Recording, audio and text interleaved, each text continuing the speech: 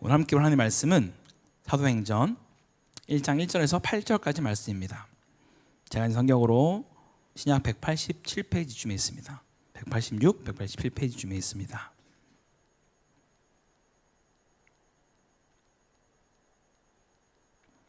다 찾으셨으면 한 절씩 교독하고 마지막은 합독하겠습니다. 제가 먼저 1장 1절 말씀 읽겠습니다.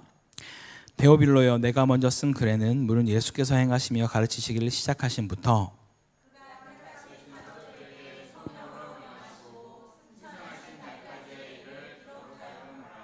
그가 고난받으신 후에 또한 그들에게 확실한 많은 증거로 친히 살아계심을 나타내사 40일 동안 그들에게 보이시며 하나님 나라의 일을 말씀하시니라.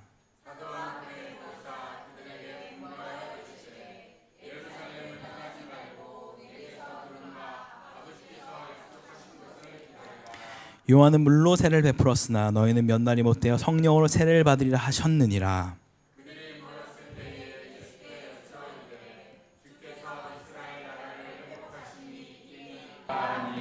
이르시되 때와 시기는 아버지께서 자기의 권한에 두셨으니 너희가 알 바 아니요 오직 성령이 너희에게 임하시면 너희가 권능을 받고 예루살렘과 온 유대와 사마리아 땅 끝까지 이르러 내 증인이 되리라 하시니라. 아멘.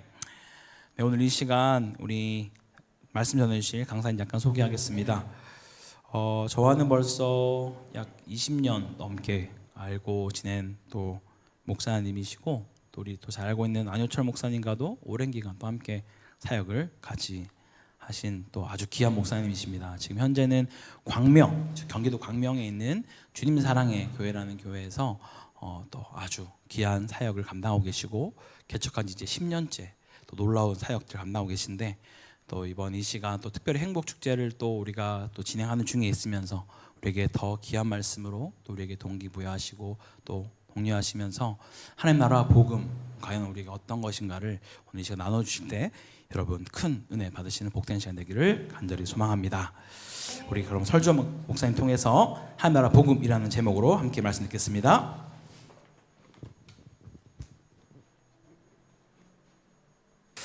할렐루야. 네, 반갑습니다. 저는 이 교회 두 번째 오게 되었고요. 작년 가을인가요? 그때 잠시 방문했다가 그때 잠깐 한번 오고 이번에 두 번째 오게 되는데 제가 이 교회에 대해서 아는 게 없습니다, 여러분. 네, 두 가지 사실을 알고 있습니다. 첫 번째는 우리 성도님들의 마음밭이 참 좋다, 좋은 교회다. 네, 그걸 알고 있고 또 두 번째는 뭘 알고 있냐면 최근에 하나님의 놀라운 영적 부흥을 경험하고 있는 교회다라는 것을 알고 있습니다. 할렐루야. 네, 주님께서 계속적으로 이 교회를 통해서 영광 받으실 뿐만 아니라 하나님의 복음으로 우리 내면 우리의 영혼뿐만 아니라 이 지역과 도시와 또 이 나라와 민족 안에 온 열방 안에 주님께서 복음의 통로로 도구로 사용하시는 놀라운 역사가 일어날 것을 믿습니다. 아멘. 우리 옆사람과 한번 축복해 주세요. 잘 오셨습니다. 환영합니다라고. 네, 우리 한 번 더 인사하실 때는 이렇게 해볼까요? 아름다운 곳이 죄라면 당신은 사형감입니다. 하시죠. 네, 다들 너무 아름다우시고. 네. 원래 그러잖아요. 그 교회나 모든 공간에 인테리어의 핵심과 꽃은 거기에 모여있는 사람들이라고 하잖아요. 착 들어오는데 교회가 너무 아름다운데 여러분들이 딱 이렇게 앉아있으니까 교회가 훨씬 더 아름다워 보이고 하나님의 은혜가 우리와 함께 하실 줄로 믿습니다. 우리 찬양 한 곡 더 하시고 할까요? 우리 은혜라는 찬양 우리 한번 하고 제가 말씀 전하도록 하겠습니다.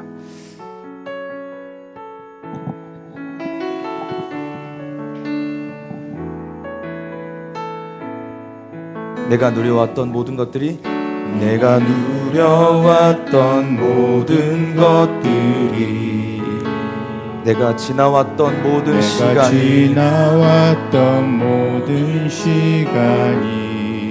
내가 걸어왔던 모든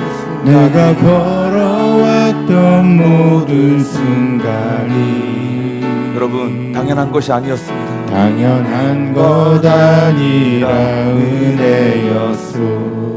아침 해가 뜨고 저녁에 아침 노을, 해가 뜨고 저녁에 노을, 봄의 꽃향기와 가을의 열매, 꽃향기와 가을의 열매, 변하는 계절의 모든 순간이 변하는 계절의 모든 순간이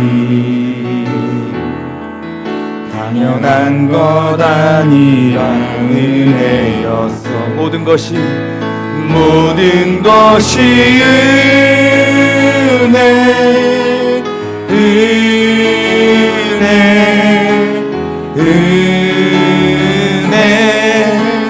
한없는 은혜, 내 삶에 당연한 것 하나도 없었던 것을 모든 것이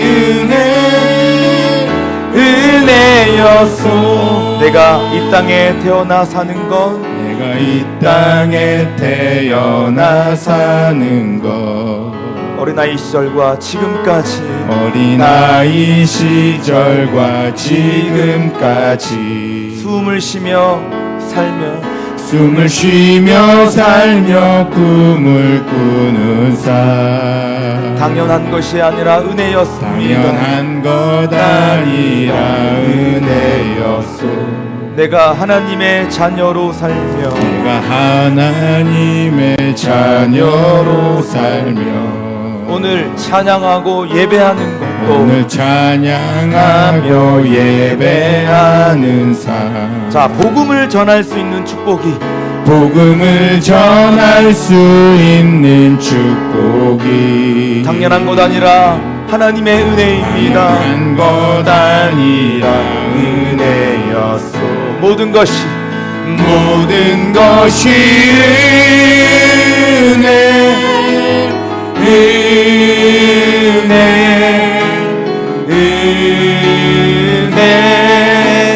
한없는 은혜, 내 삶에 당연한 것 하나도 없었던 것을 모든 것이 은혜, 모든 것이 모든 것이 은혜,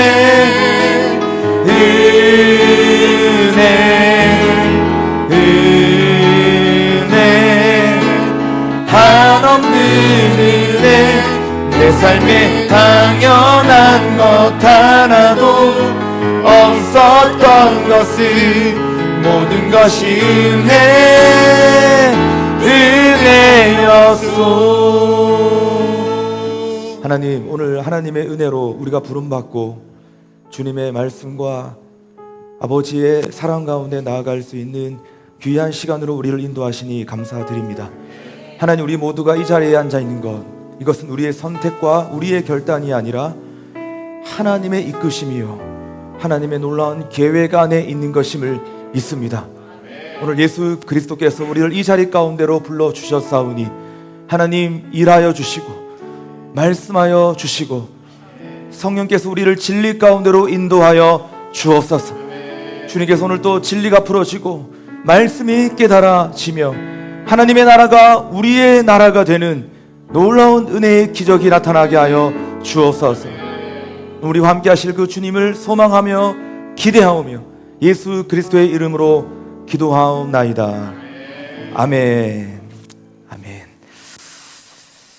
여러분, 동상이몽이라고 하는 고사성어가 있습니다. 같은 침대에 누워 있어도 서로 다른 꿈을 꾼다는 겁니다. 여러분, 우리도 같은 자리에서 지금 한 공동체로 삶을 살아가지만 우리는 전혀 다른 생각을 하며 살아갈 수가 있습니다. 야, 내 마음이 네 마음인 줄 알았는데, 야, 네 마음 나랑 전혀 다른 마음이었구나. 여러분, 이럴 때 한 번씩 현타가 오고 또 몹시 당황스러울 때가 있습니다. 이 관계 안에 사실 우리의 모든 삶의 관계 속에 이런 간극이 여러분 존재할 수가 있다는 거죠. 여러분, 그런데요, 예수님과 제자들 사이에서도 여러분 이런 관계에 간극이 있었습니다. 오늘 본문의 배경이 사실 그런 내용입니다. 예수님이 십자가에 죽으시고 또한 부활하시고 지금 승천을 앞두고 있는 그런 시점인데요. 예수님이 제자들에게 늘 반복적으로 하셨던 말씀이 바로 오늘 본문의 말씀입니다. 뭔가 반복한다는 거는 중요한 거잖아요. 우리가 중요한 거 이야기할 때 계속 뭔가 반복하고, 목사님 그거 지난번에 얘기하셨는데요. 뭔가 나도 모르게 계속 그 얘기를 하게 되는 거예요. 그 왜 그러냐 하면 중요하니까 자꾸 우리도 모르게 그걸 자꾸 반복을 하게 된다는 겁니다. 여러분, 오늘 반복적으로 하셨던 주님의 말씀이 뭐냐면 오늘 본문 3절의 말씀입니다. 3절 보실까요? 그가 고난받으신 후에 또한 그들에게 확실한 많은 증거로 친히 살아계심을 나타내사 40일 동안 그들에게 보이시며 하나님 나라의 일을 말씀하시니라. 그러니까 주님이 승천하시기 전에 말씀하셨던 일관된 주제, 늘 반복적으로 하셨던 주제의 말씀이 뭐냐 하면 하나님 나라의 일을 말씀하시니라. 예수님 모든 대화의 주제가 뭐냐 하면 킹덤 오브 갓, 하나님의 나라였습니다. 여러분, 이뿐입니까? 공생애를 시작하시면서 하셨던 첫 번째 메시지도 뭐였죠? 회개하라, 하나님의 나라가 가까웠느니라. 그러니까 하나님의 나라를 선포하시면서 예수님은 사역을 시작하셨습니다. 그러니까 예수님의 모든 공생애, 하나님의 나라를 위해 사시다가 하나님 나라를 위해 죽으셨고 하나님 나라를 위해 부활하셨고 그리고 하나님 나라로 승천하셨던 것입니다. 그러므로 하나님의 나라는 예수님의 모든 가르침의 핵심 주제였고 그리고 신구약 성경의 중심 주제가 바로 하나님 나라입니다. 그래서 사실상 우리 모든 목사님들이 설교하시고 강의하시고 하는데 진짜 파워풀한 설교가 되려면 모든 설교 안에 뭐가 있어야 되냐면 하나님의 나라가 있어야 돼요. 우리 찬송 가운데서도 진짜 기름 부음 있는 찬송이 되기 위해서는 하나님의 나라가 있는 여러분 우리의 찬양과 찬송이 있어야 되는 거예요. 기도도 마찬가지인 거예요. 기도도 우리 하나님께 하나님 이걸 허락해 주시고 저것도 허락해 주시고 주시옵소서 우리가 기도할 때도 있지만 정말 우리의 기도가 파워풀하고 우리의 기도가 정말 하나님 기뻐하시는 응답받는 기도가 되기 위해서는 우리의 기도 안에 뭐가 있어야 된다? 하나님의 나라가 있어야 되는 것이에요.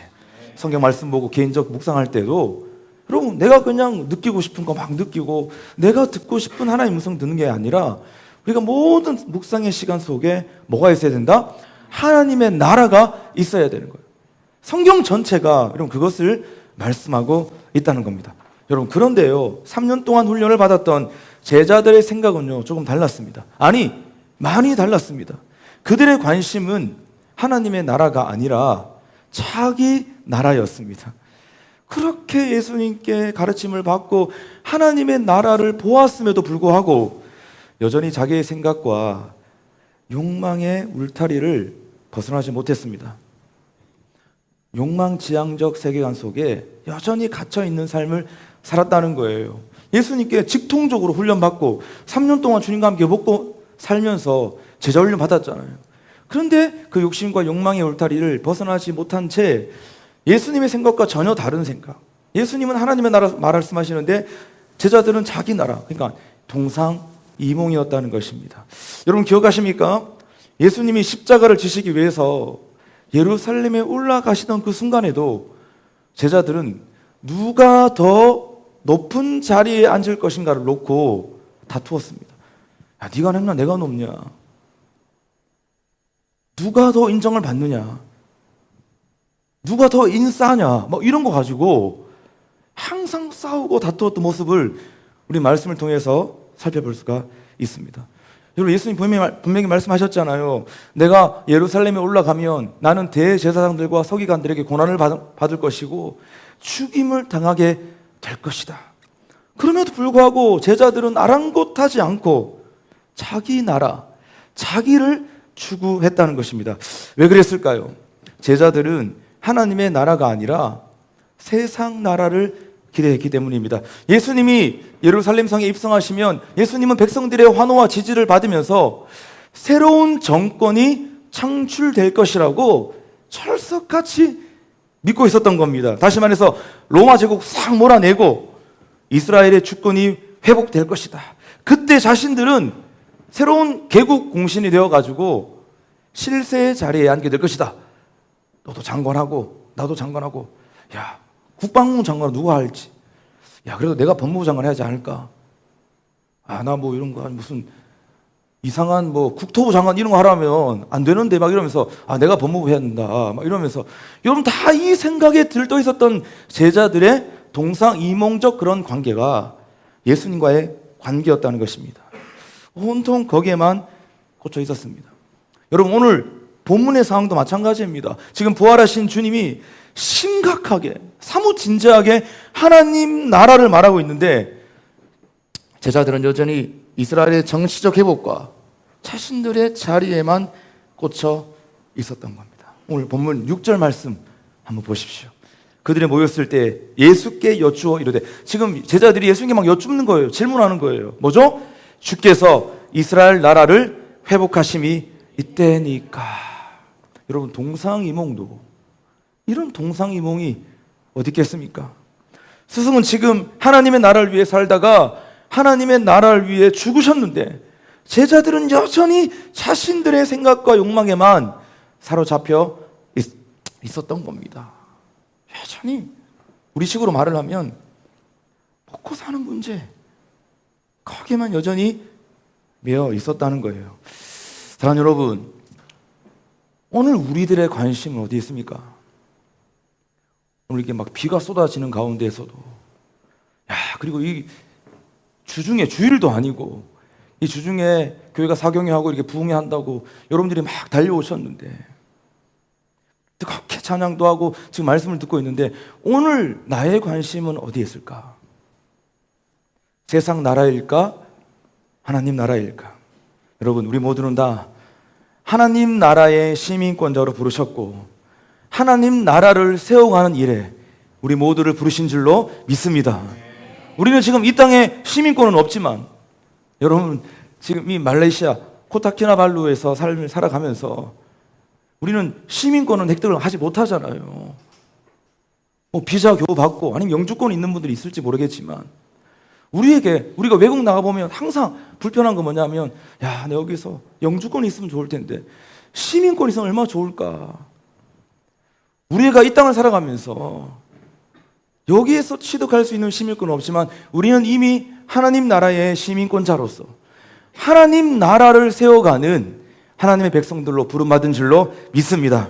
그래서 우리는 무엇보다도 하나님의 나라를 꿈꾸고 하나님 나라에 투자하는 삶을 살아야 되는 거예요. 물론 우리가 건강, 사업, 자녀, 우리가 여기에 다 투자하며 삶을 살아가야 되잖아요. 때로는 우리가 뭐 주식에도 투자할 수 있고, 요즘 한국은 또 막 부동산에 막 투자 막 열풍 장난 아니지 않습니까? 요즘 보니까 저는 몰랐는데 저는 전혀 관심이 없어서 주식을 안 하는 사람들이 없다라고 한국을 보니까 요즘 젊은이들 막 거의 뭐 주식에 열풍입니다. 저 예전에 주식에 대한 좀 안 좋은 생각을 가지고 있어서 성도들한테 막 주식하지 말라 막 그랬거든요. 근데 제가 요즘 주식하지 말라 이런 말을 하면 되게 무식한 목사가 돼. 그래서 저도 막 주식 공부했어요. 도대체 주식이 뭘까? 아, 이건 참 그렇구나. 내가 잘못 오해를 하고 있었구나. 때로는 우리가 주식에도 투자할 수 있죠. 그런데 여러분, 우리가 너무 그런 것에만, 이 땅의 것에만 매여 있거나 이 땅의 것에만 투자하며 삶을 살아가는 거, 우리 기독인으로서 해야 될 우리의 삶의 자리가 아니라는 것입니다. 진짜 우리가 마음을 두고 살아야 될 것은 어디냐? 잠시 스쳐가는 이 땅의 나라가 아닌 하나님의 나라라고 하는 사실을 우리 반드시 기억해야 될 줄로 믿습니다. 그래서 아직 여러분 이 하나님의 나라에 관심이 없다면 아직 우리 신앙의 초보 단계입니다. 이 하나님의 나라가 뭔지, 이 하나님의 나라가 도대체 어떤 개념인지, 그리고 우리 모든 예배와 우리 모든 삶의 자리 안에 이 하나님의 나라를 살고 이 하나님의 나라를 이루어가는 삶이 무엇인지 이해가 없고 아직 여전히 관심이 없다고 한다면 여전히 성경을 바라보는 관점이요, 조금 성경적이지 않을 수가 있어요. 그리고 우리의 영적인, 우리의 모든 신앙생활이 아직은 초보의 단계에 머물러 있을 수 있다는 사실을 우리는 알아야 됩니다. 여러분 이건 제 얘기가 아니에요. 이거는 예수님 말씀 성경의 이야기입니다. 마태복음 6장 33절 그걸 말하고 있잖아요. 그런즉 너희는 먼저 그의 나라와 그의 의를 구하라. 그리하면 이 모든 것을 너희에게 더하시리라. C.S. 루이스의 말처럼 하늘의 것을 구하면 이 땅의 것은 덤으로 들어오는 건데 우린 여전히 이 땅의 것에만 코를 박고 삶을 살아가고 있다는 거예요. 너희는 먼저 그의 나라, 하나님의 나라를 구하라. 그리하면 이 모든 것은 다 덤으로 얻게 될 것이다.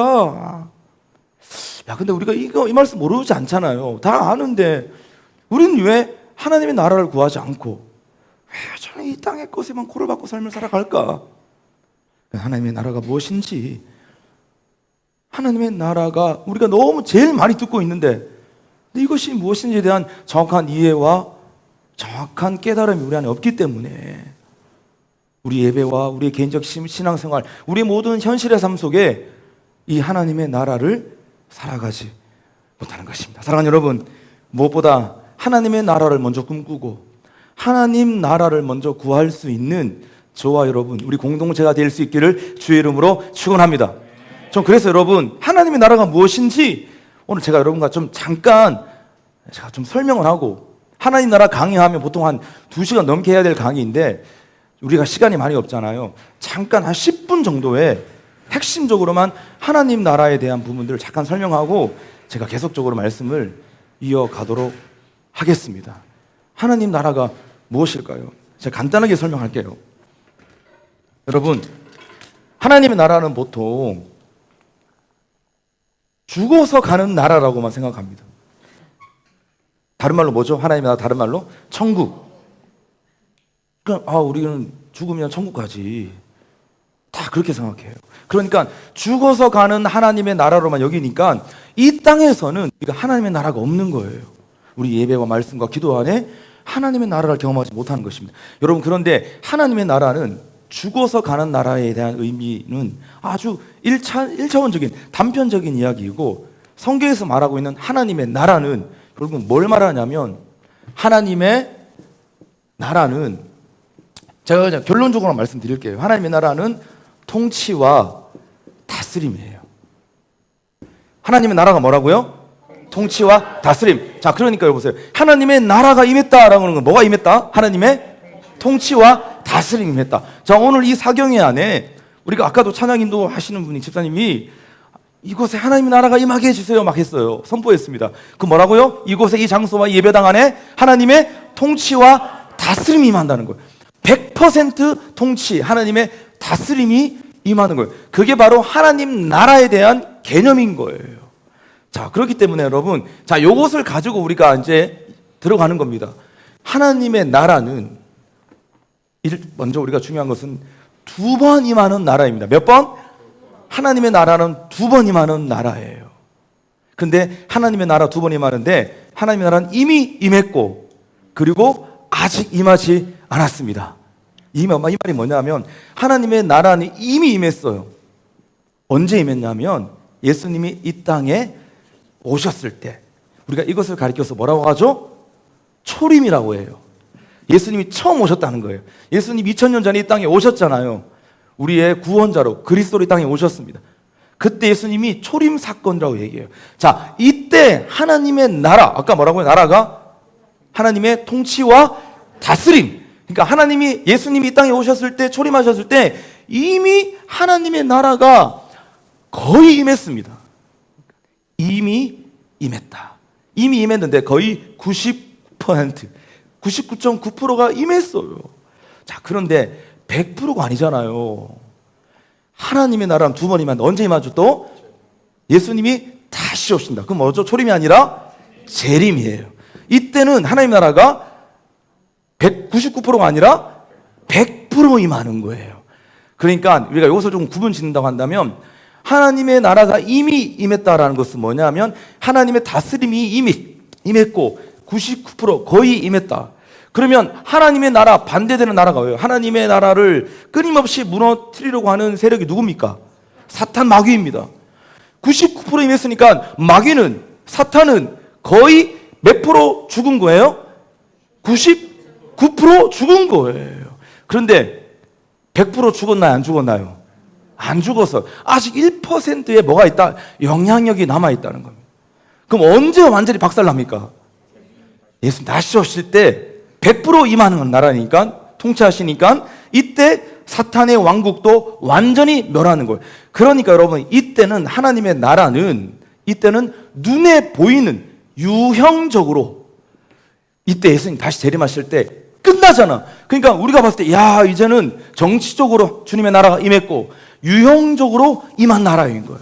왜? 이때는 사탄의 세력이 1도 없는 겁니다. 그런데 지금은 있는 거예요.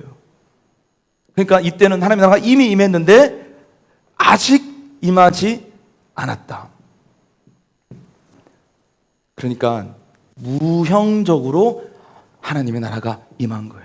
그러니까 지금은 하나님의 나라가 눈에 보이게 유형적으로 임한 것이 아니라 무형적으로 임한 거예요. 자, 그러면 지금 이 사이를 우리가 살아가고 있잖아요. 예수님의 초림과 우리는 다시 오실 예수님의 재림, 이 시대를 살아가는데 우리는 요 중간 시대를 살아가는데 요 때를 가리켜서 우리가 뭐라 하냐면 말세라고 하는 거예요.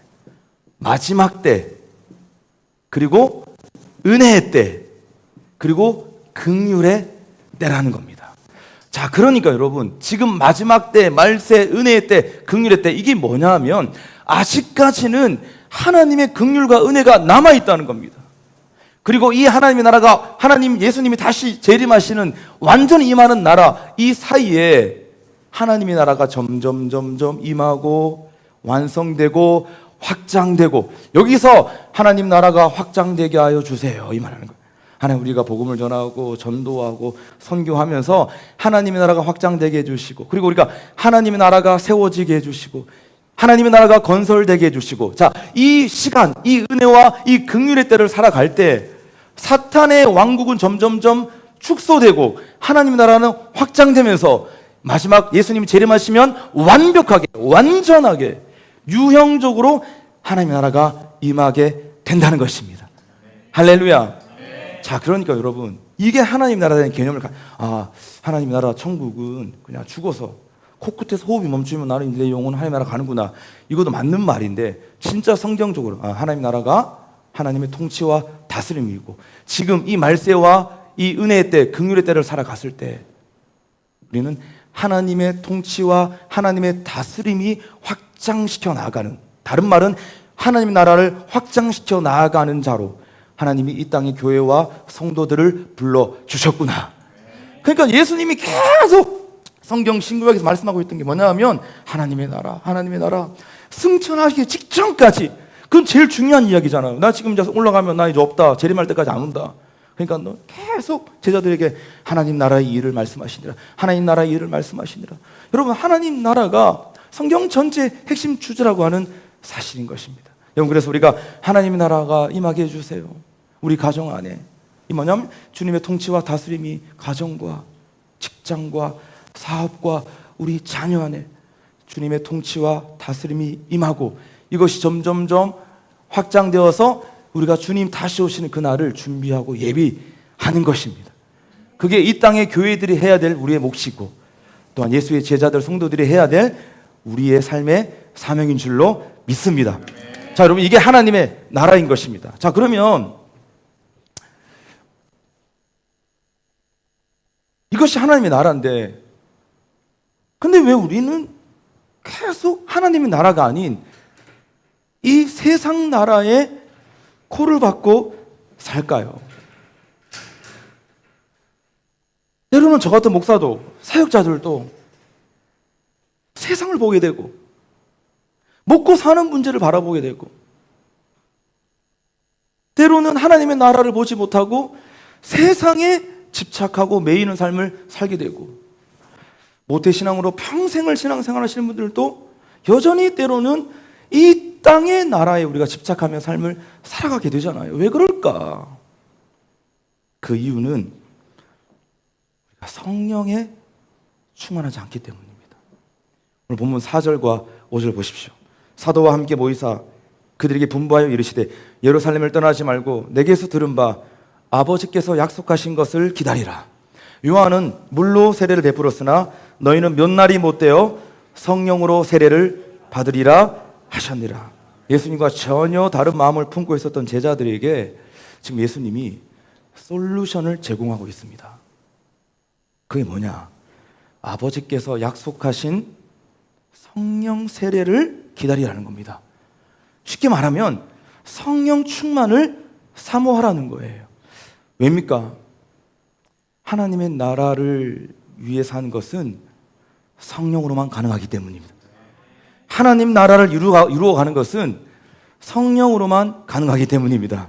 여러분 기억하세요. 하나님의 나라는 인간의 노력과 인간의 힘으로 세워갈 수 있는 나라가 아닙니다. 우리의 의지와 우리의 막 결단력으로 세워갈 수 있는 나라가 아니라는 것입니다. 하나님의 영이신 성령이 우리 가운데 임해야만 우리는 하나님의 나라를 이루어갈 수가 있습니다. 아멘. 그러므로 진짜로 하나님의 나라를 꿈꾼다면 우리 가정과 우리의 직장과 우리의 사업체 안에 우리의 교회 안에 진짜 하나님 나라를 꿈꾼다. 이게 뭐죠? 하나님 나라를 꿈꾼다는 거는 뭘 꿈꾼다는 거죠? 하나님의 통치와 다스림. 같이 할까요? 하나님. 같이 해봅시다. 하나님. 통치해 주세요. 하나님. 다스려 주세요. 자, 이 기도가 하나님 우리의 사업 안에 하나님의 나라가 임하게 해주세요. 뭐라고요? 우리 사업체 안에 하나님의 통치와 다스림이 임하게 해주세요. 하나님 우리 자녀 세대들 안에 다음 세대 안에 하나님의 나라가 임하게 해주세요. 하나님 우리 자녀들을 다스려 주시고 우리 자녀들을 통치하여 주세요. 정말 여러분 이게 되려면 우리는 성령 충만을 받고 성령에 사로잡혀야 된다는 것입니다. 예수님은 분명히 말씀하셨잖아요. 오늘 본문 7절 8절이에요. 그것이에요. 같이 해볼까요? 이르시되 시작. 이르시되 때와 시기는 아버지께서 자기의 권한에 두셨으니 너희가 알 바가 아니요 오직 성령이 너희에게 임하시면 너희가 권능을 받고 예루살렘과 온 유대와 사마리아와 땅끝까지 이르러 내 증인이 되리라 하시니라. 아멘. 이르시되 때와 시기는 아버지께서 자기의 권한에 두셨으니 너희가 알 바가 아니다. 이 말이 뭘까요? 지금 제자들은 하나님의 나라에 대한 개념을 어떻게 받고 있냐면 완전히 임하는, 정치적으로 임하고 유형적으로 임하는, 이거는 언제라고요? 예수님이 다시 오실 때, 자, 그 개념인데 제자들은 여전히 예수님이 이제 예루살렘 입성하시고 예수님이 이제 입성하시면 하나님의 나라가 완전히 임하고 눈에 보이게 임한다. 완벽하게 임한다. 정치적으로 받아들였던 거예요. 근데 그거 너희 알 바 아니다. 그건 아버지만이 아신다라고 합니다. 그게 뭐냐면 성령이 너희에게 임하시면 너희가 능력을 받는다. 이거 들어보셨나요? 권능이 뭐냐면 헬라어로 두나미스라고 하는 단어예요. 권능, 두나미스, 능력이라는 거예요. 두나미 이런 거는 뭐냐면 다이나마이트의 어원이 되는 거예요. 성령이 너희가 임하면 너희가 뭘 받는다고? 다이나마이트와 같은 폭발적인 파워와 권세를 받는다는 거예요. 근데 이 권세와 이 능력은 원래 우리 안에 내재되어 있었던 능력이 아니라 여기서 말하는 이 두나미스, 권능은 위로부터 임하는, 그러니까 외부로부터 임하는 능력을 말하는 거예요. 너희 안에 그 능력 없었어. 네가 원래 가지고 있었던 잠재된 것이 아니라 성령이 너희가 임하시면서 너희가 없었던 에너지와 능력과 권세와 파워가 생긴다는 거예요. 다른 말로 은사가 생긴다는 거예요. 야, 나 옛날에 노래를 못했는데, 야, 나 옛날에는 악기를 못했는데 막 성령에 충만하고 기도했더니 하나님 나에게 음악성을 주시고 노래를 잘하게 하셨어. 그래서 내가 찬양 싱어를 하게 됐어. 이거 뭐냐면 하나님 주시는 뭐다? 능력과 권세라는 거예요. 두나미스라는 것입니다. 이게 성령이 너에게 임했을 때 너희가 없던 거 생긴다는 거예요. 여러분 사실 시간이 길어질까 봐 제가 막 자세하게 설명을 못 하는데 저는 사실상요 노래를 진짜 못했던 사람이고 저는 악기 연주를 못했던 사람이에요. 근데 제가 젊은 나이 때 고등부 때 찬양 인도를 너무 하고 싶은 거예요. 찬양이 사역이 너무 좋은 거예요. 그때부터 막 기도하면서 혼자 막 기타 막 치면서 했는데 제가 한참 기도하고 사모하고 막 하는 순간에 저에게 없던 음악성이 생겨가지고 진짜요. 없던 음악성이 우리 이수민 목사님 다 산 증인입니다. 제가 막 건반 억수로 잘 칩니다. 장난 아닙니다 진짜. 저 기타 여러분 깜짝 놀랄 겁니다. 제가 원래 음치였거든요. 그래도 뭐 노래 막 잘하진 않지만 그래도 음은 잡을 수 있어요. 그래서 제가 거의 10년 이상을 제가 찬양 사역자로 제 젊은 시간을 막 보냈습니다. 이 뭐냐면 저한테 음악성이 없었거든요. 근데 제가 사모하고 성령 충만을 사모하면서 하나님 저에게 은사를 주세요. 저에게 권능 주세요. 두나미스, 하나님 다이너마이트를 주세요. 저 그때부터 하나님이 저를 찬양 사역자로, 찬양 인도로 막 쓰시는 것. 좀 말을 못하던 사람이었는데 말을. 저는 24살에 처음 전사했거든요. 교육전사 처음 24살에 나갔는데 저 아직까지 기억납니다. 갔는데 목사님이 갑자기 설교를 시키는 거예요. 아동부 아이들에게 설교하라고. 뭐하지? 골리앗과 다윗과 골리앗 시리즈 얘기하겠다. 올라가 설교를 하는데 제가 아직까지 생생히 기억납니다. 올라가니까 갑자기 머리가 하얘지면서 식은땀이 막 나면서 제가 무슨 말을 해야 될지 모르겠는 행설수설하고 막 무슨 말을 했는지 앞에 막 담임 목사님 앉아 있죠. 막 뒤에 막 사모님 앉아 계시죠. 아이들 교사들 다 앉아 있는데 제가 그때 무슨 말을 해야 될지 모르고 완전히 죽쓰고 목사가 때로는 이렇게 설교 죽을 때가 있잖아요. 근데 참 귀한 성도님들은 딱 내려오면 성도님 죄송합니다. 정말 죽 썼습니다. 그러면 집사님 다 목사님 때로는 죽이 더 맛있습니다. 막 이러는 거예요. 오늘 밥을 못 먹는 자들이 많이 왔나 봐요. 그래서 하나님이 목사님 죽 쓰게 하셨나 봐요. 오늘 너무 잘 들렸습니다. 막 그러는 거예요. 죽 쓰고 막 하나님 저 사역자로 부르신 거 맞습니까? 이러면서 저 어떻게 설교하고 살아가야 됩니까? 좀 그랬는데 제가 그래서 제일 싫어했던 게 뭐냐면 저한테 광고 시키는 거. 왜 무슨 말을 해야 될지 모르니까.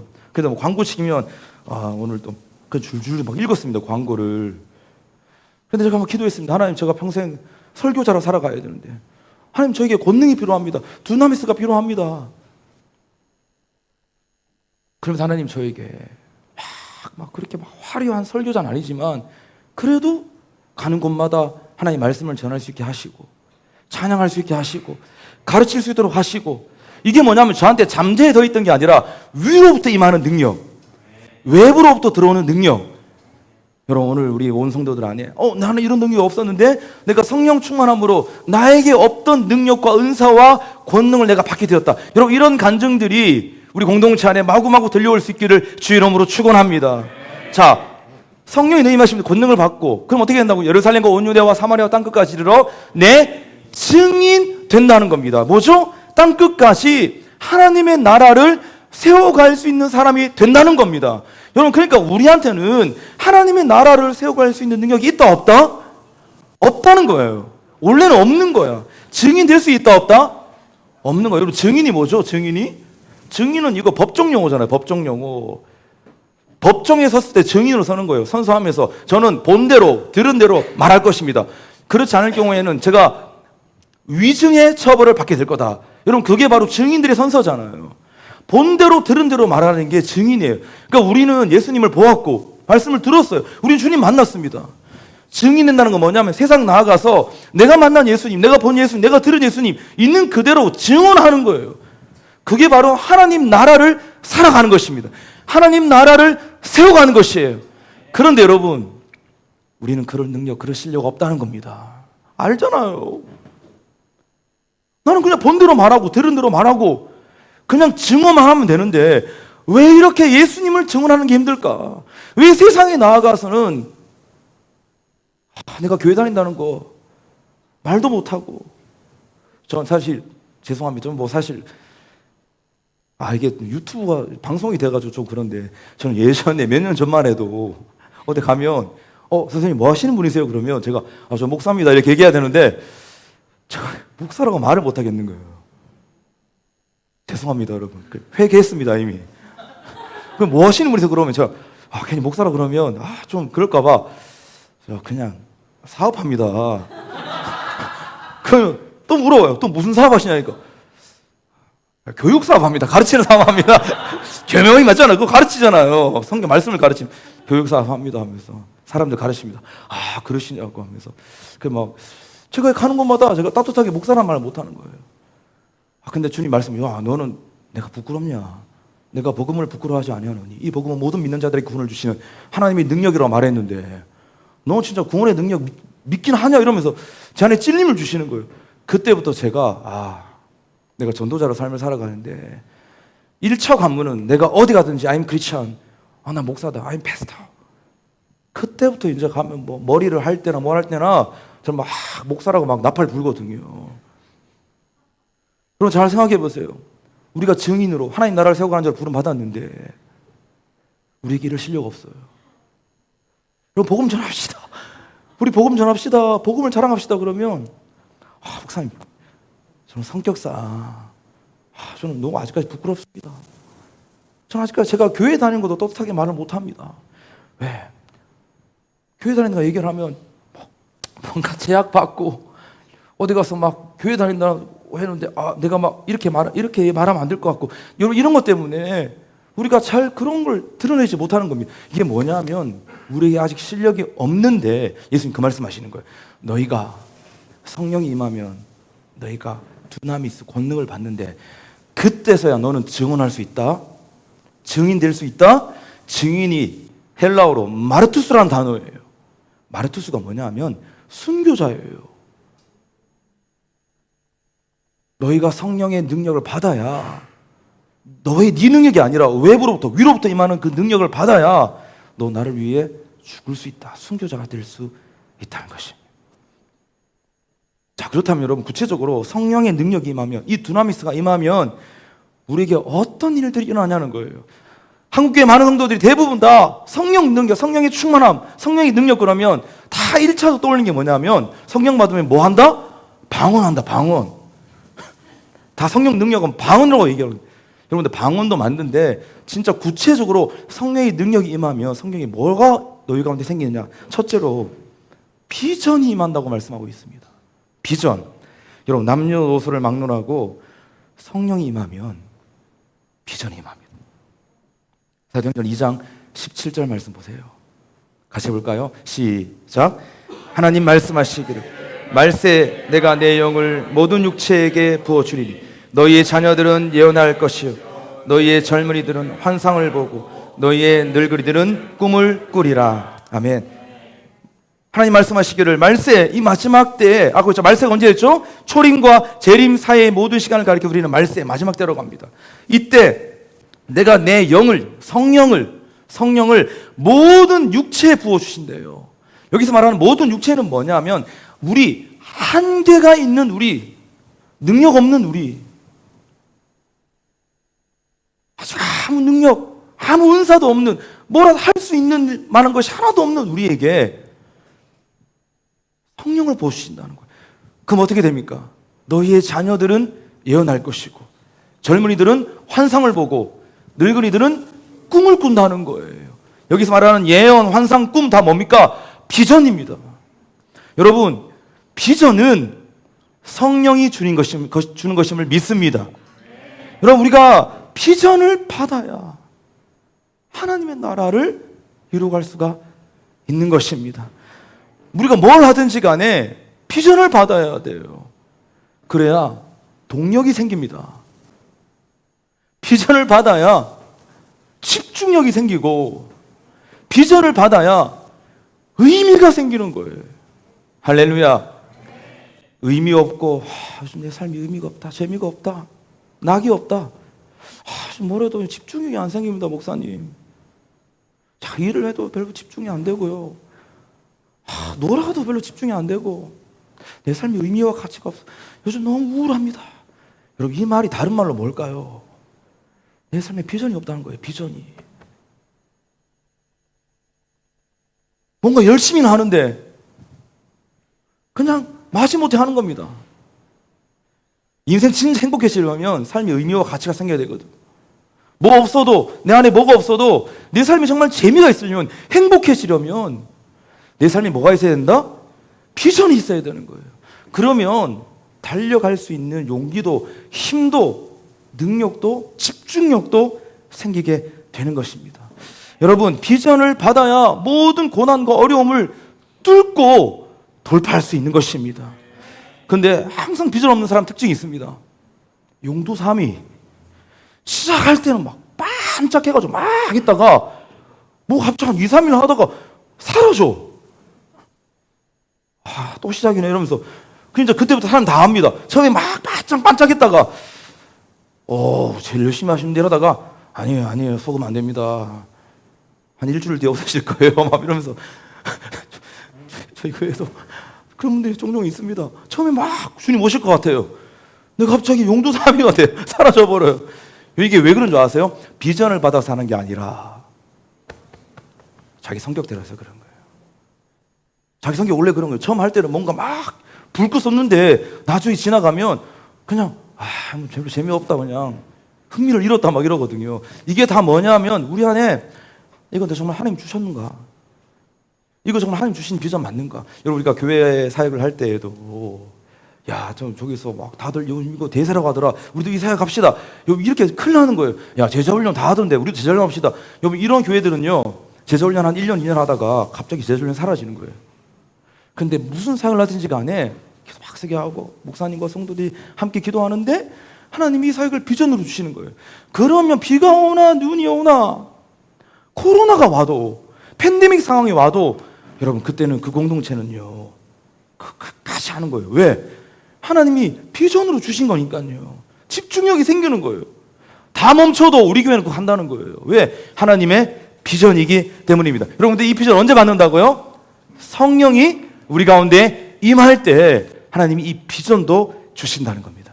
또 성령의 능력이 임하면 또 우리 가운데 담대함이 생긴다는 거예요. 믿음으로 살 수 있는 용기가 주어진다는 겁니다. 여러분, 예수님이 붙잡힌 현장에서 예수님 막 붙잡혀 가는데 제자들의 모습 어땠습니까? 마태복음 26장 56절 이하에 보면 이 제자들이 다 예수를 버리고 도망하니라. 칼같이 빼들고 예수님을 지키고 했던 베드로조차도요, 예수님 잡혀가실 때 어떻게 했죠? 예수님 부인했습니다. 몇 번? 3번 부인. 그냥 뭐 모른다고 하면 되지. 뭐 그거 가지고 욕하면서 나는 저 딴 새끼 모른다고 이러고 막. 여러분, 진짜 그렇게 했어요. 원문의 내용이 그런 내용이야. 난 저 딴 새끼 몰라 막 이러면서 너무 막 강한 부정을 하면서. 저는 그 본문 볼 때 저 이해가 안 됐거든요. 아무리 그래도 그렇지. 베드로 믿음 없었네. 믿음인 줄 알았는데 믿음이 없었네. 저는 예전에 그렇게 봤습니다. 여러분, 그런데 베드로가 왜 그렇게 부인했겠어요? 베드로가 믿음이 없었을까요? 여러분, 우리 베드로 형님 무시할 분이 아닙니다. 베드로, 예수님 좀 날 따라라, 팔로우미, 날 부를 때 베드로 어떻게 따라갔죠? 자기의 모든 배와 금을 다 버리고 전재산 다 버리고 따랐어. 여러분, 자기 전재산 다 버리고 주님을 따를 수 있는 사람 몇 안 됩니다. 베드로 믿음 장난 아니었습니다. 여러분, 저는요, 우리 교회 성도들 절대 믿음 없다고 저는 판단하지 않습니다. 때로 한 번씩 막 헤매고, 때로 한 번씩 왜 이렇지 막 이렇게 한 번씩 그렇게 동상이몽이네 막 이럴 때, 전 그럴 때 믿음이 없네, 저는 이렇게 생각하지 않아요. 왜? 믿음이 없는 게 문제가 아니라 믿음이 있습니다. 베드로가 왜 그랬을까요? 두려워서, 손해볼까 봐, 피해볼까 봐. 우리도 여러분, 때로는 믿음이 없는 게 아니라 내가 예수 믿는 것 때문에 피해보고 손해볼까 봐. 내가 막 주님을 위해서, 교회를 위해서 막 이렇게 삶을 살면 내 인생은, 나는 요즘 한국의 젊은이들 사이에서요, 가성비를 따지, 가성비.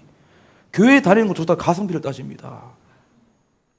이거 뭐 가성비 맞나 이러면서, 가성비 맞나 이러면서, 교회 너무 오래 있는 거 아닌가 이러면서. 그래서 여러분, 요즘은 교회 시간 얼마나 이렇게 잡아두는가, 이거 정말 예민합니다. 한국 교회는 그냥 예배 드리고 잠깐 뭐 밥 먹고 모임 잠깐 하다 빨리 가야 돼. 근데 그 이후에 또 막 잡아두고 막 청소시키고 이러면요, 내 인생은, 나는 내 인생은 뭐고 막 이러면서 막 가성비가 맞니 안 맞니 막 이게 다 뭡니까?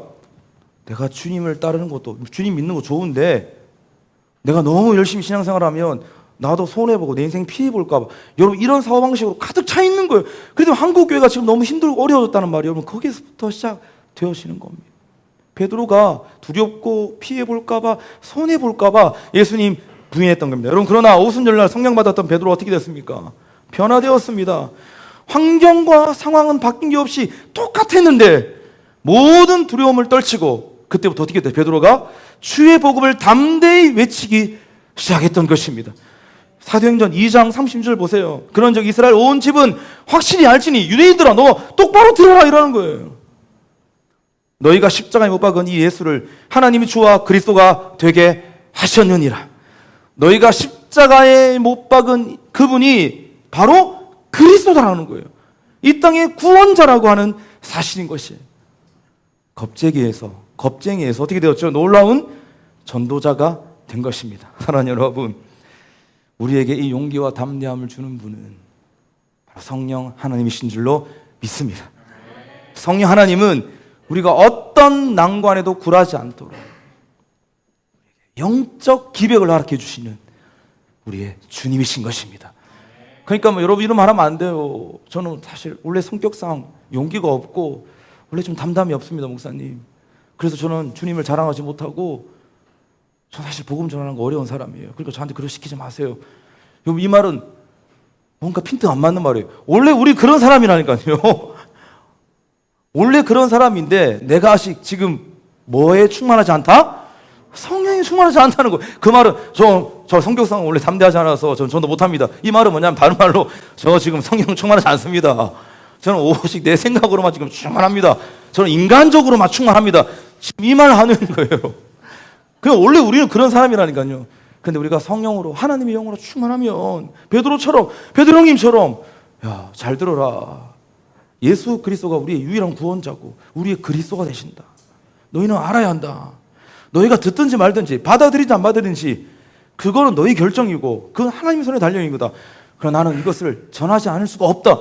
여러분 그 심정을 가지고 베드로는 그 믿음의 용기와 담대함으로 겁쟁이에서 놀라운 용기 있는 전도자로 변화된 것입니다. 이게 뭐 때문에요? 성령의 충만함 때문에 그렇게 된 거예요. 세 번째로 성령 충만함이 어떻게 되냐면 영적인 눈이 열린다는 겁니다. 같이 해볼까요? 영적인 눈이 열린다. 영안이 열린다는 거예요. 그래서 이 말이 뭐냐면 사람을 바라보는 관점이 달라진다는 거예요. 여러분 사도행전 3장 기억하십니까? 사도행전 3장에 보면 남에서부터 안전뱅이 된 자가 구원을 받는 장면이 나옵니다. 그게 사도행전 3장 1절에서 6절 말씀이잖아요. 제가 한번 같이 읽어볼게요. 제9시 기도 시간에 베드로와 요한이 성전에 올라가세 남에서 못 공개된 일을 사람들이 메고 오니 이는 성전에 들어가는 사람에게 구걸하기 위하여 날마다 미문이라는 성전에 둔 자라. 그가 베드로와 요한이 성전에 들어가냐함을 보고 구걸하거늘 베드로가 요한과 더불어 주목하여 이르되 우리를 보라 하니 그가 그들에게 무엇을 얻을까 하여 바라보거늘 베드로가 이르되 은과 금은 내게 없거니와 내게 있는 것을 내게 주노니 나사렛 예수 그리스도 이름으로 일어나 걸으라. 여러분 이거 다 우리 너무 잘 알고 있는 본문이잖아요. 구시 기도 시간에 구시는 오후 3시를 말합니다. 유대인들은 하루에 3번 기도하러 갔거든요, 성전에. 그러니까 지금 베드로와 요한도 유대인들이었으니까 하루 3번 그 시간에 따라서 성전에 기도하러 가는데 사람들이 날마다 미문이라는 성전에 나면서부터 안전뱅이 된 자를 들어가지고 거기에 앉혀놓는 사람을 본 거예요. 여러분 그런데 날마다 그 사람 거기 있다고 했는데 베드로와 요한은 그 사람을 날마다 봤을까요? 못 봤을까요? 날마다 봤겠죠. 기도하러 갔으니까. 그런데 말씀 보니까 이날은 특히 좀 뭔가 이상합니다. 베드로와 요한과 더불어 주목하여 이르되라고 합니다. 이 말이 뭐냐면 눈여겨보았다는 겁니다. 갑자기 지금 그 사람이 그 거지가 포커싱이 되는 거예요. 주민이 되는 겁니다. 다른 말로 그 거지가 뭘로 보였다고요? 영혼으로 들어오기 시작하는 거예요. 이게 바로 성령의 역사입니다. 성령 충만한 목사들은 성도들이 단순히 사람이 아니라 영혼으로 들어오기 시작하고 우리 소그룹을 맡고 있는 팀장들, 소그룹장들은 우리 소그룹원들이 그냥 단순히 사람이 아니라 조직원들이 아니라 영혼으로 들어오기 시작하고 길거리에 왔다 갔다 늘 보던 사람들, 안녕하세요 이런 사람들이 갑자기 영혼으로 우리 눈에 들어오기 시작하는 거예요. 기가 막힙니다, 여러분. 지나가는 거지도 거지 이게 아니라 내가 어떤 뭐 도와줄 거 없나 이게 아니라 저 살려야 될 영혼인데, 구원받아야 될 영혼인데 그 영혼으로 들어오기 시작하는 거예요. 그래서 베드로가 지금 뭐라고 말을 합니까? 영혼으로 들어오면서 내게 은과 금은 없거니와 내게 있는 것은 내게 주노니 나사렛 예수 그리스도의 이름으로 일어나 걸으라. 그러니까 걷기도 하고 뛰기도 하면서 그 안진뱅이가 하나님을 찬송하는 놀라운 역사가 나타나는 것입니다. 사랑하는 여러분, 우리 안에 성령으로 충만하게 되면요, 사람이 영혼으로 들어오기 시작하는 이 놀라운 역사가 일어나는 것입니다. 여러분, 교회가 바로 이런 역사 일어나야 되잖아요. 교회가 우리 안에 뭐 문화센터가 아니지, 단순한 커뮤니티가 아니지 않습니까? 우리 모든 교회 안의 성도들은 이 땅을 사랑하는 많은 사람들을 볼 때마다 야, 살려야 될 영혼, 사람을 살려야 되는데, 저 영혼을 살려야 되는데, 우리 가족들, 가장 나의 친한 친구들, 그러니까 우리 이 교회도 부모 태신자를 작정했다고 들었습니다. 5명씩. 목사님 막 부모 작정하라고 막 집요하게 막 따라다니면서 막 하라니까 작정을 했는데 여전히 그 태신자는 나에겐 사람이고 그냥 친구고, 그게 아니라 기도 막 세게 하고 성령 충만한 성도님들은, 그런 집사님들은요, 이제 그 태신자가 내가 살려야 될 영혼으로 나에게 막 가슴으로 몰려오는 겁니다. 그게 바로 성령의 역사인 줄로 믿습니다. 저에게 극심한 박해에도 굴하지 않고 이 영적 기백을 가지고 하나님 나라의 복음을 증거할 수 있었던 그 이유가 무엇입니까? 여러분 다 아시겠지만 그것은 바로 성령의 능력 때문이었습니다. 다른 방법 없습니다. 다른 대안 없습니다, 여러분. 다른 대안이 있으시면, 다른 방법이 있으시면 저한테 말씀해 주십시오. 제가 다음부터 그 말씀할 그거 전할게요. 진짜 다른 대안이 없습니다. 제가 20대 초반부터 지금까지 제가 사역을 하면서 진짜 제가 얼마나 많이 책도 많이 보고 성경도 많이 봤겠습니까? 제가 얼마나 말씀을 많이 전했겠습니까? 여러분, 그런데 정말 다른 대안이 없더라고요. 오직 성령만이 우리를 증인으로, 우리를 주의 백성으로, 능력 있는 그리스도인으로, 예수의 제자로, 하나님 나라의 백성으로, 믿음 있는 사람으로, 복음을 전하는 사람으로 살아갈 수 있게 하는 거구나. 나는 깜냥 안 되고 나는 실력 없지만 성령이 나를 사로잡아 그렇게 하시는 거구나. 성령이 유일한 대안인 줄로 믿습니다. 그래서 여러분, 성경에서 보면 성령 앞에 붙어 있는 수식어 하나 있어요. 성령이라는 단어 앞에 붙어 있는 수식어가 있어요. 그게 뭐냐면 바로 오직이라는 수식어가 늘 붙습니다. 오늘 본문 사도행전 1장 8절에도 오직 성령이 너에게 임하시면, 에베소서 5장 18절에도 술 취하지 말라 이는 방탕한 것이니 오직 성령의 충만함을 받으라. 스가랴 4장 6절 말씀, 이는 힘으로 되지 아니하고 능으로 되지 아니하고 뭐죠? 오직 나의 영으로 되느니라. 그러니까 오직 분단은 뭐죠? 다른 대안이 없다는 겁니다. 다른 방법이 없다는 것입니다. 옆 사람과 축복합시다. 다른 방법 없습니다. 다른 대안이 없습니다. 말씀의 결론을 맺겠습니다. 여러분, 성도는 누구일까요? 성도. 우리 다 성도로 살아가는, 성도가 집사 되기 전에 직분이 성도, 이게 성도가 아니라 성도는 이미 구원받은 사람들입니다. 아멘. 여러분, 우리 다 구원받은 자인 줄로 믿습니다. 우리는요, 지금 죽어도 천국입니다. 다시 큰 소리로 옆 사람에게, 우리는 지금 죽어도 천국입니다. 여러분 아세요? 우리는요, 지옥 가고 싶어도 못 가는 사람이에요. 하나님의 부르시면은 후회함이 없다. 우리 지옥 보내달라고 특세해도 우리 지옥 못 갑니다. 하나님, 저 지옥 전 지옥 가고 싶습니다. 전 천국 갈 자격이 없습니다. 지옥 보내달라고 막 금식 기도해도 우린 절대로 지옥 못 가요. 왠 줄 아세요? 하나님 우리를 한번 천국 백성, 하나님의 자녀로 삼으셨기 때문입니다. 여러분, 이미 구원받은 성도의 부르심 뭡니까? 천국 보내달라고 맨날 기도, 그건 이제 더 이상 안 해도 되는 기도예요. 이미 구원받은 성도의 부르심은 하나님의 나라를 이루어가는 거예요. 여기에 마음을 둬야 되는 것입니다. 이것이 우리의 사명이고, 이것이 성도와 교회의 사명이고, 이것이 교회의 본질인 줄로 믿습니다. 하나님의 나라 세워가는 겁니다. 하나님의 나라 언제 임합니까? 주님의 나라가 언제 완성되는 겁니까? 아까 완성되는 날까지 우리가 지금 살아가고 있다고 했잖아요. 주님의 나라는 이미 완성되고 있는 줄로 믿습니다. 하나님의 나라 언제 완성되는 겁니까? 주의 복음을 전할 때 완성되는 거예요. 이 마지막 때를 살아가는 긍휼의 때를 살아갔을 때, 주님의 복음을 전했을 때 주의 나라가 임하고 확장되고, 그러면서 주님의 나라가 완성되는 것입니다. 주의 복음 전하는 게 뭡니까? 예수가 그리스도라는 거예요. 그게 복음 전하는 거예요. 예수가 그리스도고 예수가 우리의 유일한 구원자다라는 것입니다. 예수의 복음이 우리의 모든 죄의 문제, 우리의 모든 죽음의 문제, 우리의 모든 불행의 문제를 해결할 수 있는 겁니다. 아멘이시죠? 복음만이 우리의 고통과 우리의 고난, 인생의 불행을 해결할 수 있는 겁니다, 여러분. 여러분, 그래서 우리가 행축하는 거예요. 행복한 사람들이 축제, 행복 축제를 하는 거예요. 그 이상의, 그 이하의 의미가 없습니다.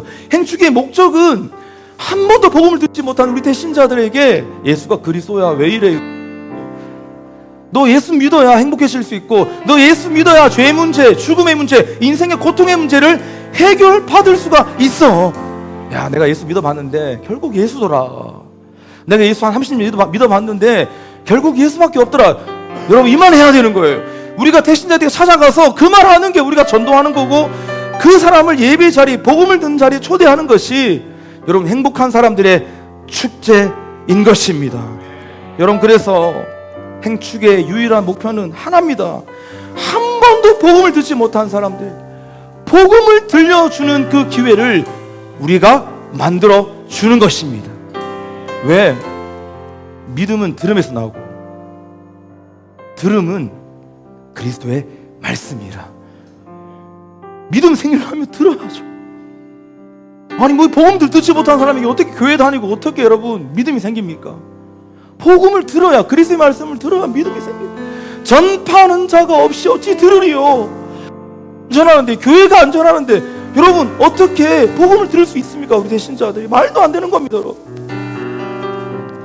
복음을 전하는 거 성령 충만함 없이는 할 수 없다고 했으니까, 우리가 성령 충만 받아서 예수님의 증인 되어서, 우리가 전도자가 되어서 우리가 부흥 대신자들에게 달려갈 수 있는 그 은혜가 있을 수 있기를 주의 이름으로 축원합니다. 할렐루야. 다시 자리에 일어나십시다.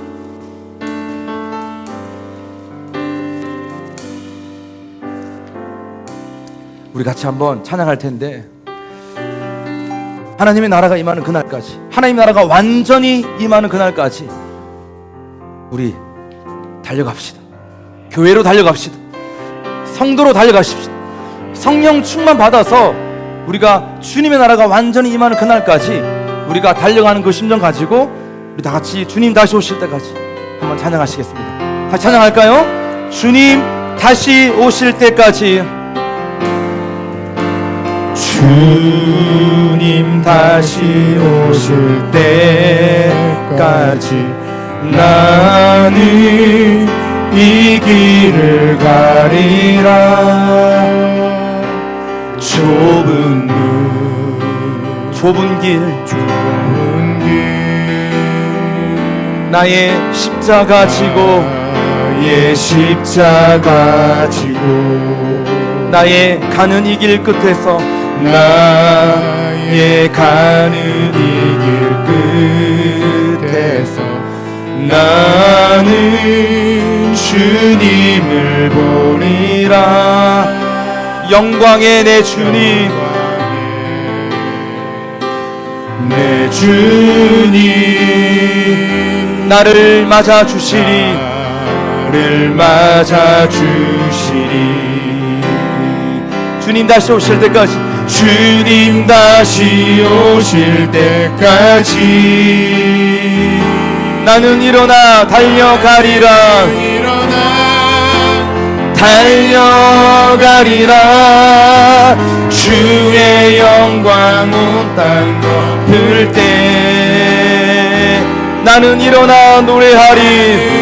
일어나 노래하리. 내 사모하는 주님, 사모하는 주님, 온 세상 구주시나. 내 사모하는 주님, 영광의 왕이시라. 한 번 더. 주님 다시 오실 때까지. 주님 다시 오실 때 나는 이 길을 가리라. 하나님의 나라가 완성되는 그날까지 좁은 문 좁은 길, 좁은 길 나의 십자가 지고, 나의 십자가 지고, 나의 가는 이 길 끝에서, 나의 가는 이 길 끝에서 나는 주님을 보리라. 영광의 내 주님, 내 주님 나를 맞아 주시리. 나를 맞아 주시리. 주님 다시 오실 때까지, 주님 다시 오실 때까지 나는 일어나 달려가리라. 나는 일어나 달려가리라. 주의 영광 온 땅 덮을 때까지 나는 일어나 노래하리. 내 사모하는 주님, 온 세상 구주시나. 내 사모하는 주님, 영광의 왕이시라. 내 사모하는 주님, 내 사모하는 주님, 온 세상 우리의 구주가 되십니다. 구주시라. 내 사모하는 주님, 영광의 왕이시라. 성령이 오셨네. 성령이 오셨네. 성령이 오셨네. 내 중에 보내신 성령이 오셨네. 우리 인생 가운데 친히 찾아오셔서 그 나라 꿈꾸게 하시네. 성령이 오셨네. 성령이 오셨네. 성령이 오셨네. 내 주에 보내신 성령이 오셨네. 우리 인생 가운데 친히 찾아오셔서 그 나라 꿈꾸게. 우리 아무도 마지막으로 우리 두 손 높이 듭시다. 성령이 오셨네. 성령이 오셨네. 성령이 오셨네. 내 주에 성령이 오셨네. 우리 인생 가운데 신이 찾아오셔서 그 나라 꿈꾸게 하시네. 사랑하는 여러분, 우리는 성도입니다. 이미 구원받은 자들입니다. 우리는 하나님, 나 구원받게 해주세요. 여러분, 이 기도는 이제 더 이상 우리에게 맞지 않는 기도예요. 우리의 관심은 하나님의 관심처럼 하나님의 나라에 있어야 돼요. 하나님의 나라가 임하고 하나님의 나라가 이루어지고 하나님의 나라가 완성되는 그날을 기대하고 소망하는 것이 여러분 교회가 감당해야 될 하나님 아버지의 마음인 줄로 믿습니다. 교회가 하나님 나라 사모하잖아요. 하나님이 우리 안에 은혜와 축복을 물붓듯 부어주실 것을 믿습니다. 자, 여러분, 근데 이 하나님의 나라는 우리의 실력과 우리의 능력으로 세워갈 수 없다는 겁니다. 오늘 말씀드렸잖아요. 누구의 능력이 필요하다고요? 성령의 능력이 있어야 되는 거예요. 내가 안 되는 건 당연한 겁니다. 난 왜 안 될까? 내가 교회를 수십 년 다녔는데 나는 왜 여전히 이 땅의 나라에만 코를 막고 살까? 나는 왜 이게 실력과 능력이 안 될까? 나는 왜 이렇게 믿음이 없을까? 여러분, 그 원인과 이유는 성령 충만에 있었던 것입니다. 여러분, 오늘 이 밤 사경의 첫 번째 날입니다. 하나님의 나라를 선포하면서 성령 충만을 사모하십시다. 하나님, 우리 교회와 공동체 안에, 우리 과정과 우리의 모든 일터와 사업 안에, 우리 자녀들 안에, 다음 세대 안에 성령의 능력을 물붓듯 부어 주시옵소서. 그 성령의 다이너마이트가, 성령의 권능이 우리 공동체와 우리 모든 삶의 자리 안에 차고 넘쳐나게 하여 주옵소서. 위로부터 임하는 주님의 능력이 우리 가운데 임하게 하여 주옵소서. 그래서 우리도 하나님의 나라를 세워가는 하나님의 공동체로, 믿음의 교회로 우리를 세워 주옵소서. 같이 한번 따라갑시다. 하나님, 더 크게, 하나님, 하늘의 문을 열어 주옵소서. 성령으로 충만케 하여 주옵소서. 성령의 능력을 회복시켜 주옵소서. 하나님의 나라가 임하게 하여 주옵소서. 우리 주님 크게 부르짖고 저 앞에 통성으로 기도하며 나아갑니다. 주여, 하나님 아버지,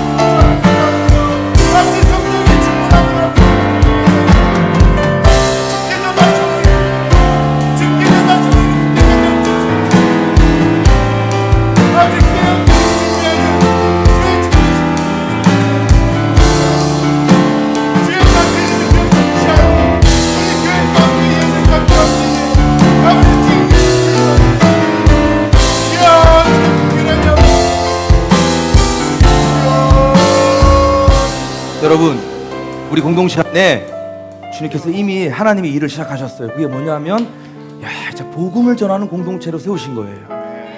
성령 임한 겁니다. 여러분, 성령 임하지 않고서는 여러분 이 시대에 복음을 전하며 전도하는 교회가 여러분 그렇게 흔치 않습니다. 특히 아시다시피 여러분들은요 지금 한인교회로 모여있는 공동체잖아요. 저도 많은 한인교회를 알고 있지만 복음을 전하며 전도하는 한인교회가 그리 많지 않습니다. 성령이 임했다는 증거고 하나님 우리 안에 그런 비전을 주신 증거인 것입니다. 여러분, 성령 충만을 받아서 우리 안에 믿음의 용기와 담대함이 우리 안에 회복해야 될 줄로 믿습니다. 내가 복음을 부끄러워하지 아니하노니 복음을 자랑한다는 거예요. 바울은 성령의 충만해서 복음을 자랑했습니다. 사람을 사람으로 보지 않고 사람을 영혼으로 보면서 만나는 모든 사람들마다 그 복음, 십자가의 복음을 자랑했던 것이에요. 하나님, 복음을 전하는 하나님의 나라를 세워가는 비전을 우리가 주셨는데 우리에게 우리가 기도해야 되는 거예요. 어떤 기도? 하나님, 성령 충만을 받아서 우리에게도 믿음의 용기와 담대함을 허락하여 주옵소서. 주님, 내가 용기를 가지고 믿음의 담대함을 가지고 태신자들에게 달려갈 수 있는 하나님 그 주님의 마음을 허락하여 주옵소서. 여러분, 우리가 아무리 인간적인 파이팅 외쳐도 이거 불가능한 겁니다. 주님이 오늘 이 밤 우리 가운데 믿음의 용기와 기백을 주셔야만 우리는 우리의 태신자들에게, 믿지 않는 영혼들에게 달려갈 수 있는 힘이 우리에게 주어지는 것입니다. 기도하며 주실 줄로 믿습니다. 오늘 우리 함께 합심해서 기도하면 성령 충만을 통해서 우리 가운데 그 능력을 주실 줄로 믿습니다. 함께 기도하실 때 하나님, 우리 안에 믿음의 용기와 담대함을 허락하여 주옵소서. 사람을 살려내고 영혼을 살려낼 수 있는 대신자들에게 달려갈 수 있는 용기를 허락하여 주옵소서. 이것을 위해서 주님 부르짖고 함께 동성으로 기도하며 나아갑시다. 주여.